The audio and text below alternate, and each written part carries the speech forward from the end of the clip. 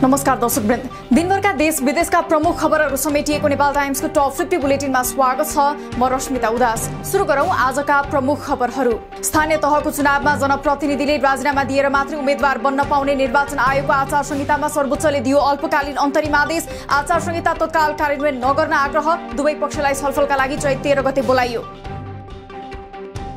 सत्तारूढ गठबन्धनका शीर्ष नेताहरूबीच चुनावी तालमेल गर्ने बारे छलफल। चुनावी तालमेल बारे छिटो टुङ्गो लगाउनु पर्ने प्रचण्ड र माधव नेपालको मत रहे पनि पार्टीको केन्द्रीय कार्य समितिको बैठकबाट निर्णय गराउने प्रधानमन्त्री देउवाको जवाफ। केही दिनभित्र मन्त्री परिषदमा हेरफेरको सम्भावना रहेको माओवादी अध्यक्ष प्रचण्डको भनाई। लोकसभासँग कुराकानी भइरहे पनि गठबन्धन र सरकारमा सहभागी गराउने बारे कुनै छलफल नभएको उल्लेख। अब बस्ने संसद बैठकबाट नागरिकता विधेयक पारित हुने दाबी। द्वन्द्व पीडितहरूलाई राहत र सम्मान उपलब्ध गराउन माओवादी अध्यक्ष प्रचण्डद्वारा प्रधानमन्त्री शेरबहादुर देउवाको ध्यानाकर्षण। अपाङ्गता प्रतिशत निर्धारण कार्यविधि संशोधन। घाइतेलाई जीवन निर्वाह भत्ताको व्यवस्था गरिदिन माग। मन्त्री हेरफेरबारे छलफल भइरहेको माओवादी अध्यक्ष प्रचण्डको भनाई। प्रधानमन्त्री देउवाले पार्टीको महाधिवेशनसम्मका लागि भनेर सहयोग मागेको र माधव नेपालले भर्खर नयाँ पार्टी बनाएको भनेकाले माओवादीले धेरै मन्त्रालय दिएर सहयोग गरेको दाबी। वाम दलहरू फेरि मिल्न सक्ने चिन्ता कांग्रेसलाई भएको। कांग्रेस नेता डाक्टर शेखर कोइरालाको भनाई। निर्वाचनमा स्थानीय स्तरबाटै गठबन्धनबारे धारणा बन्नुपर्ने र केन्द्रको हस्तक्षेप हुन नहुने पक्षमा आफू रहेको तर्क। स्थानीय तहको चुनाव नजिकैसँगै राजनीतिक दलहरू प्रदेश केन्द्रित कार्यक्रममा व्यस्त।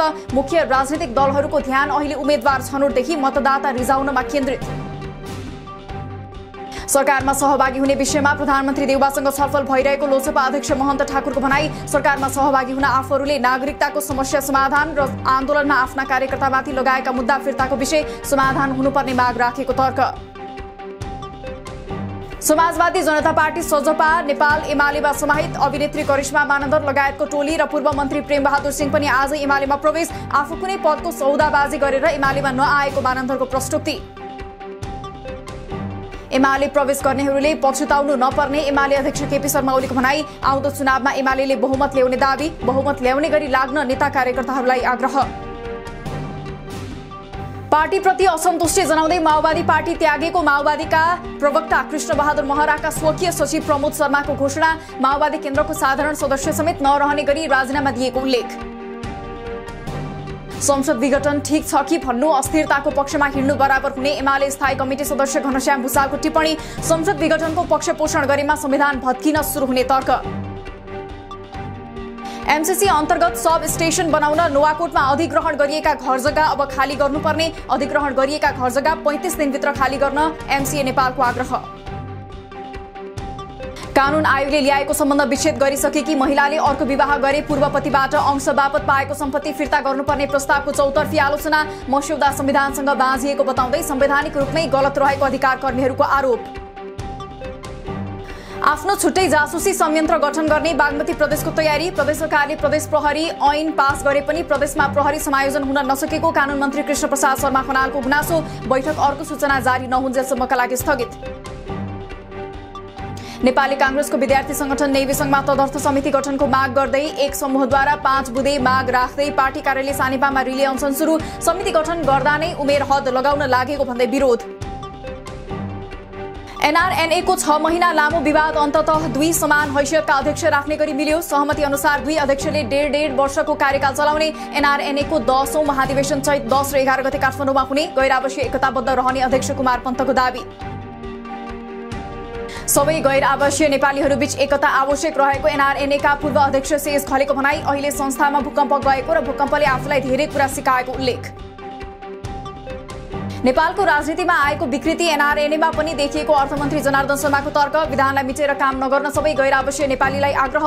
एनआरएनएबाट ठूलो अपेक्षा रहेकोले सबै एक भएर काम गर्न अनुरोध। नेपालमा आज 6,500 बढीमा गरिएको परीक्षणमा थप 44 जनामा कोरोना पुष्टि। आजै 481 जना निको हुँदा थप 1 जनाको मृत्यु। हाल देशभर 2688 जना सक्रिय संक्रमित। आइतबार स्थानीयको आक्रमणमा परि महिला प्रहरीको मृत्यु भएपछि मुरङको लेटाङमा जारी गरिएको कर्फ्यू केही समयका लागि खुला।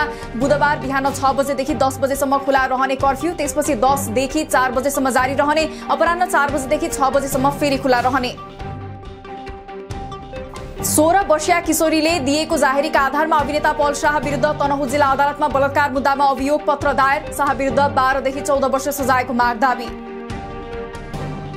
जुवाखालबाट चोरी भएको भनिएको चेक आरोपीलाई नै फिर्ता दिएको घटनामा प्रहरीको कमजोरी देखिएको छानबिन समितिको निष्कर्ष। प्रहरीले क्षेत्राधिकार बाहिर गएर बदनियतपूर्ण तरिकाले अनुसन्धान गरेको र एसएसपी अशोक सिंहले आफ्नो सरुवा हुने दिन चेक आरोपीलाई नै फिर्ता दिएको दाबी। कैलालीको लम्की चुहाका भूपेन्द्र बडुवालको हत्यामा संलग्न रहेको आरोप लागेका 3 जना जिल्ला अदालतको आदेशमा धरोटीमा रिहा भए पनि पुनः पक्राउ।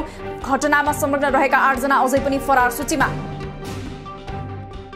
आज गणेश चौथी। वैदिक सत्य सनातन हिन्दू धर्मावलम्बीहरूले आजका दिन विशेष गरेर भगवान श्री गणेशको पूजा आराधना गरी मनाए। भगवान गणेशको व्रत बस्ने व्रतालुहरूले आज सबैभन्दा शुभ दिन मानेर व्रत प्रारम्भ गर्ने प्रचलन। नेपालमा भारतबाट समुद्री आँधी सुरु भएको र त्यसको प्रभाव स्वरूप नेपालको पूर्वी भेगमा हावाहुरी र पानी पर्ने सम्भावना। शुक्रबारसम्ममा पूर्वी भेगमा असिना पानी र हावाहुरी चल्न सक्ने। सामान्य हावाहुरी र असिना पानी परे पनि ठूलो असर भने नदेखिने मौसमविदको भनाई। त्रिभुवन विमानस्थलमा करिब 3 महिनादेखि प्रतीक्षालयमा बस्ने प्रति व्यक्तिलाई 100 रुपैयाँसम्म शुल्क लिन थालिएपछि सर्वसाधारणलाई शास्ति। आईएमएस एयरपोर्ट सर्भिसले बाहिरको कक्ष जिम्मा पाएपछि त्यहाँ जाने यात्रुका आफन्त तथा साथीभाइ अनेक बहानामा ठगिँदै। यही चैतभित्र मेलम्चीको पानी काठमाडौँ उपत्यकामा वितरण गर्ने गरी काम भइरहेको खानेपानी मन्त्री उमाकान्त चौधरीको दाबी। मेलम्चीबाट दैनिक 17 करोड लिटर पानी ल्याउँदा पनि अभाव हुने भएकाले याङ्ग्री र लार्कीको पानी पनि ल्याउने सहमति भइसकेको उल्लेख। बाढी पहिरोले क्षतिग्रस्त भएको मेलम्ची खानेपानी आयोजनाको मुख्य हेडवर्क्सको ढोका खुल्यो। आयोजनाको सुरुङको सफाई अन्तिम चरणमा। सफाई सकिएसँगै पानी परीक्षण गरी सुन्दरी जल पठाउने तयारी। ललितपुरको सातो बाटो चापागाउँ सडकमा स्थानीयद्वारा अवरोध। सडकमा धुलो उडेको भन्दै सडक पिच गर्न माग गर्दै स्थानीयवासीद्वारा अनिश्चितकालका लागि सडक बन्द गर्दै सवारी आवागमन अवरुद्ध। घोराई तुलसीपुर 4 लेन सडकका 300 बढी मजदुरले 2 वर्ष बितिसक्दा पनि काम गरेको ज्याला पाएनन्। ठेकेदार अनुप पाण्डे सम्पर्कविहीन भएपछि आफूले काम बापत पाउनुपर्ने ज्याला नपाएपछि पाण्डे विरुद्ध मुद्दा हाल्ने तयारी। सरकारले जलस्रोत ऐनको मस्यौदालाई संसदमा पेश गर्ने तयारी गरेको ऊर्जा मन्त्री पम्फा भुसालको भनाई। पिउने पानीका लागि संघर्ष गर्नुपर्ने अवस्था आउने भन्दै सचेत रहनुपर्ने तर्क। भैरहवा र सिमरा सेजमा 82 वटा उद्योगद्वारा 8 अर्ब 18 करोड बराबरको लगानी प्रस्ताव। सेजमा उद्योग स्थापना गर्न पूर्वाधार प्रयोगमा लाग्ने भाडा घटाएपछि उद्योगीहरूलाई प्रोत्साहन मिलेको सेज प्राधिकरणको दावी। इन्डक्सन चुलोदेखि मेडिकल सामग्री उत्पादन गर्ने उद्योगले समेत आवेदन दिए। चीनसँगको प्रमुख व्यापारिक नाका तातोपानीबाट यस आर्थिक वर्षको माघ वसान्तसम्म लक्ष्यभन्दा बढी 2 अर्ब 4 करोड राजस्व सङ्कलन। राजस्व उठे पनि आयात भने असहज। नाका सञ्चालन गर्न उच्चस्तरीय पहल गर्नुपर्नेमा भन्सार कार्यालयको जोड। रसुवा टिमुरे सुक्खा बन्दरगाह निर्माणको कामलाई गति दिन व्यापार पूर्वाधार निर्माण कम्पनी इन्टरमोडल यातायात विकास समितिको चिनिया पक्षलाई निर्देशन। आयोजना सकिने बेलामा जम्मा प्रगति 28% मात्र देखिएपछि अड्किएको निर्माण कार्यलाई जनशक्ति बढाएर गति दिन आग्रह। सुनको मूल्य आज तोलामा 800 र चाँदीको मूल्य तोलामा 20 रुपियाँले बढ्यो। छापावाला सुनको मूल्य मंगलबार 1,03,000 रुपियाँ तोकिँदा चाँदीको मूल्य 1,395 रुपियाँ निर्धारण। शेयर बजार आज मंगलबार 16.04 अंकले बढेर 2650.70 बिन्दुमा पुग्यो। आज 2 अर्ब 51 करोड 88 लाख रुपियाँको शेयर कारोबार। विश्वकप लिग 2 मा पपुवा न्युगिनी विरुद्धको खेलमा नेपाल 7 विकेटले विजयी। 174 रनको लक्ष्य पछ्याएको नेपालले 37 ओभरमा 3 विकेट गुमाएर भेटायो। नेपाललाई जिताउन कुशल भुर्तेल र आरिफ शेखको अर्धशतक। नेपालमा हुने T20 र 1 दिवसीय क्रिकेट श्रृङ्खलाका लागि राष्ट्रिय टोलीको घोषणा। नेपालले पपुवा न्युगिनीसँग 2 1 दिवसीय र मलेसिया र PNG-सँग 7 खेलको T20 श्रृङ्खला खेल्ने। टोलीमा ज्ञानेन्द्र मल्ल, विनोद भण्डारी र शरद भेष्वाकर परेनन्।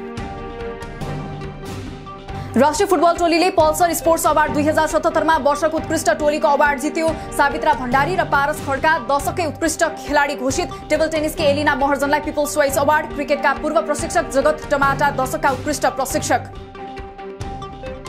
टोकियो ओलम्पिकमा रजत खोसिदा चीनलाई पहिलो पटक एथलेटिक्समा ओलम्पिक पदक प्राप्त। बेलायती खेलाडीले एन्टी डोपिङ नियम उल्लङ्घन गरेको प्रमाणित भएपछि बेलायतको पदक खोसियो। यो सँगै 38 स्वर्ण 32 रजत र 19 कांस्य गरी चीनको पदक संख्या 89 पुग्यो।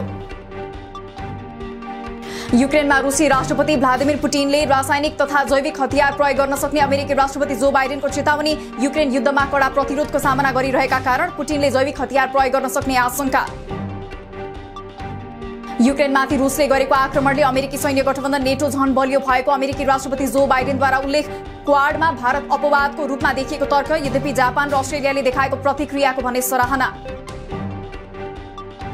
वार्ता हुने गरी परिपक्व वातावरण बनि नसकेकोले रुसी र युक्रेनी राष्ट्रपतिका बीचमा वार्ता गर्ने बेला अहिले भइ नसकेको रुसी राष्ट्रपति कार्यालयको दाबी। राष्ट्रपति बीचको भेटवार्ता अहिले अलि चाँडो हुने क्रेमलिनका प्रवक्ता दिमित्री पेस्कोभको टिप्पणी।